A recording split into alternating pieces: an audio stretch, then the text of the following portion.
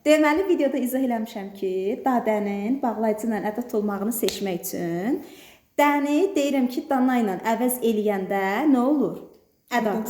Amma dana ilə əvəz eləyə bilməyəndə və tələffüzdə də ayrı ki, səsləndiririk. Yəni mən də, sən də iştirak bildirirsə də bu nə olur? Bağlayıcı. İndi deyirlər ki, dana yox bir buzov.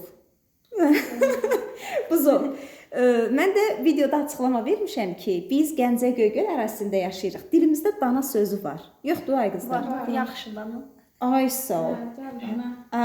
Onu da dana belə ağır formada demirik də, yüngül də, vurğunu səthi deyirik, düzdür? Yüngül formada deyirik. O da deyirlər ki, yox bir buzov. Birincisi buzov yox, nə deyirik biz ona? Buzoy.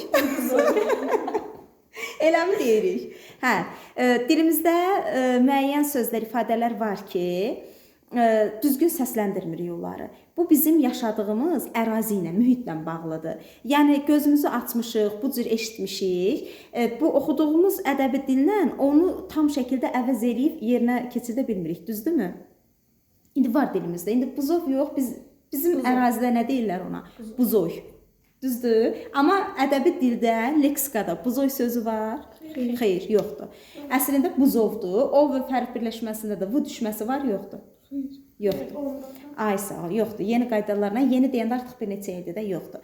Yaxşı. İndi dana deyir ki, yox bir dana. Hə, dana indi işlədirik, işlətmirik siz deyin. İşlədirik. Biz işlədirik. Nə cür işlədirik? Aha. Gəl dana. Gedək dana. Hə.